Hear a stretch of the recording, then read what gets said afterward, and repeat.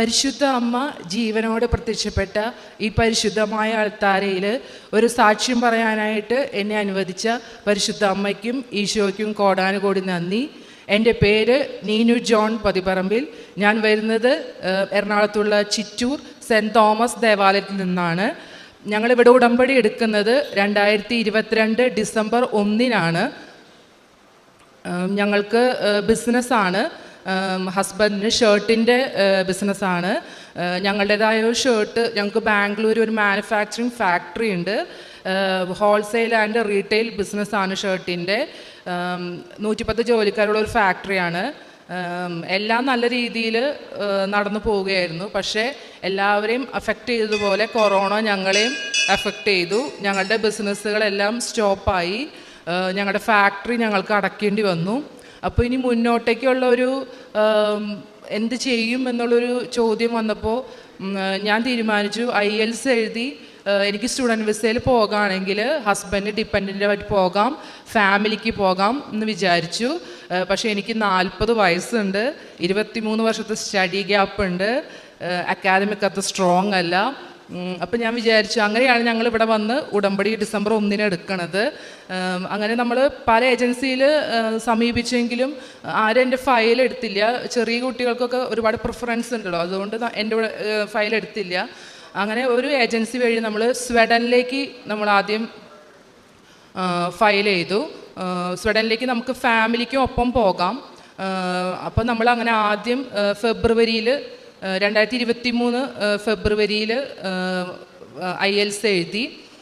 IELTSന് score വന്നപ്പോൾ എനിക്ക് 5 ഉണ്ടായിരുന്നുള്ളൂ. പക്ഷേ എനിക്ക് ഒട്ടും സങ്കടം തോന്നിയില്ല. ഞാനൊരു മലയാളം മീഡിയം സ്റ്റുഡൻ്റാണ്. അപ്പോൾ 3 പിള്ളേരും വെച്ചൊരു 5 സ്കോറിന് എനിക്ക് ഒട്ടും മോശം തോന്നിയില്ല. അങ്ങനെ നമ്മൾ നെക്സ്റ്റ് ഡേറ്റ് എടുക്കുകയാണ്. മാർച്ചിൽ IELTSന് ഡേറ്റ് എടുത്തു.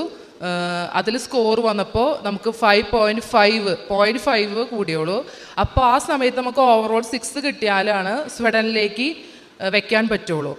അപ്പോൾ അതുകൊണ്ട് എനിക്ക് സ്വീഡനിലേക്ക് വെക്കാൻ പറ്റിയില്ല. പക്ഷേ ചെറിയൊരു സങ്കടം ഉണ്ടായി. കൂടെ ഉള്ളവരൊക്കെ ഫോർവേഡ് ചെയ്ത് പോയപ്പോൾ ചെറിയൊരു സങ്കടം വന്നു. പക്ഷേ അവർ 1 വർഷം കാത്തിരുന്നിട്ട് അവർക്ക് റിജക്ഷനാണ് വന്നത്. അപ്പോൾ അതുകൊണ്ട് ഞാൻ ഇപ്പോഴും ഉറച്ചു വിശ്വസിക്കുകയാണ്, പരിശുദ്ധ അമ്മ എന്നെ അതിൽ നിന്ന് മാറ്റിയതാണെന്ന് ഞാൻ ഉറച്ചു വിശ്വസിക്കുന്നു. അങ്ങനെ ഇരിക്കുന്ന സമയത്താണ് അങ്കമാലിയിൽ നിന്നൊരു ഒസാഗ എന്ന് പറയുന്ന ഏജൻസി നമ്മളോട് കാനഡയിലേക്ക് വെക്കട്ടെ എന്ന് ചോദിക്കുന്നത്. അപ്പോൾ ഒരുപാട് ചെറിയ കുട്ടികൾ പോണ സമയത്ത് എനിക്ക് വെക്കാൻ തന്നെ ഒരു ഭയമായിരുന്നു. പക്ഷേ നമ്മൾ ഉടമ്പടിയുടെ ഒരു ധൈര്യത്തിൽ നമ്മൾ അവരോട് വെച്ചോളാൻ പറഞ്ഞു, ഫയൽ ചെയ്തോളാൻ പറഞ്ഞു. അങ്ങനെ അവർ ഫയൽ ചെയ്തു. അപ്പോൾ ഈ ഏജ് 40 ആയതുകൊണ്ട് നമുക്ക് ഓഫർ ലെറ്റർ വരുമോ എന്നൊക്കെ ഒരു ഭയം ഉണ്ടായിരുന്നു. അങ്ങനെ ഞങ്ങൾ ഒരു വലിയ ബുധനാഴ്ച, ഈസ്റ്റർ മുമ്പുള്ള വലിയ ബുധനാഴ്ച ഞങ്ങൾ ഇവിടെ വന്ന് ജോസഫ് അച്ഛനെ കണ്ടു. അച്ഛൻ തലയിൽ കൈവച്ച് പ്രാർത്ഥിച്ചു. ഈസ്റ്റർ കഴിഞ്ഞ് വരുന്ന ചൊവ്വാഴ്ച രാവിലെ 11:30 മണിക്ക് കാനഡയിൽ നിന്ന് എൻ്റെ ഓഫർ ലെറ്റർ വന്നു. അതെനിക്ക് ഭയങ്കര സന്തോഷമുള്ളൊരു സംഭവമായിരുന്നു. അത് കഴിഞ്ഞ് ഞങ്ങൾ 3ാമത് IELTS എഴുതാൻ വേണ്ടിയിട്ട് കാനഡയ്ക്ക് 6.5 ആണ് കാനഡയുടെ സ്കോറ്. അതിന് വേണ്ടിയിട്ട് നമ്മൾ IELTS എഴുതാൻ വേണ്ടിയിട്ട് നമ്മൾ ഡേറ്റ് എടുത്തു, എഴുതി. റിസൾട്ട് വന്നപ്പോഴും 5.5 തന്നെ സ്കോറ്. പക്ഷേ എനിക്ക് അപ്പോൾ ഒട്ടും സങ്കടം തോന്നിയില്ല. എനിക്ക് നല്ല ധൈര്യമായിരുന്നു.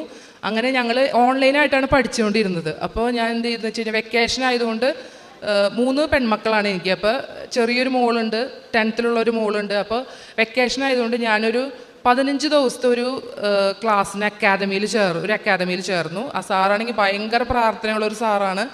അങ്ങനെ ക്ലാസ് കഴിഞ്ഞ ദിവസം വീട്ടിൽ വന്നപ്പോഴാണ് മെയ് 17-ന് ഒരു യൂട്യൂബിലൊരു ന്യൂസ് തന്നെ, കാനഡയിൽ പോകുന്നവർക്കൊരു സന്തോഷ വാർത്ത, സ്കോർ 6.5 ഓവറോൾ 6 ആക്കി മാറ്റി എന്ന് പറയുന്നത്. ഭയങ്കര സന്തോഷമായി എനിക്ക്.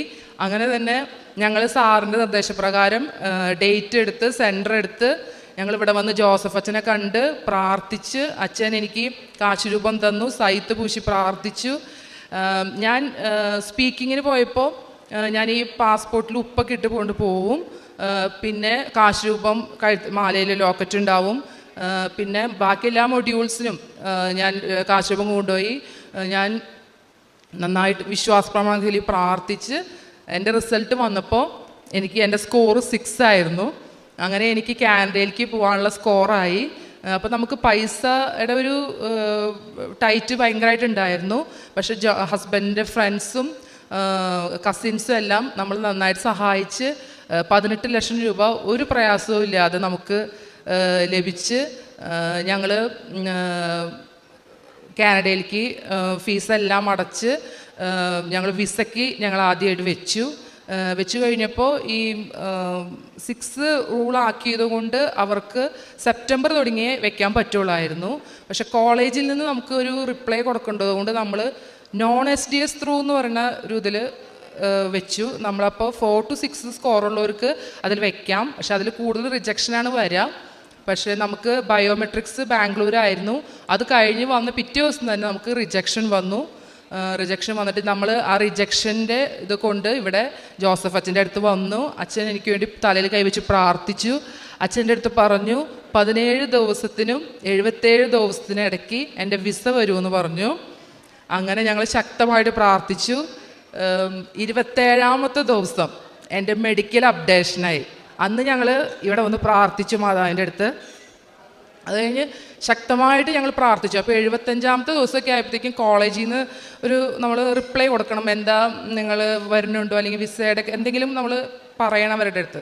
അപ്പം നമ്മൾ ഒന്നും കൂടി അച്ഛൻ്റെ അടുത്ത് വന്ന് പ്രാർത്ഥിച്ച് കഴിയുമ്പോൾ അച്ഛൻ തലയിൽ കൈവച്ച് ഒന്നും കൂടി എൻ്റെ അടുത്ത് പ്രാർത്ഥിച്ച് ഞാൻ ഡിസംബർ 9 ശനിയാഴ്ചയാണ് ഇവിടെ വന്ന് അച്ഛൻ്റെ അടുത്ത് വന്ന് അച്ഛൻ തലയിൽ കഴിച്ച് പ്രാർത്ഥിക്കണത്.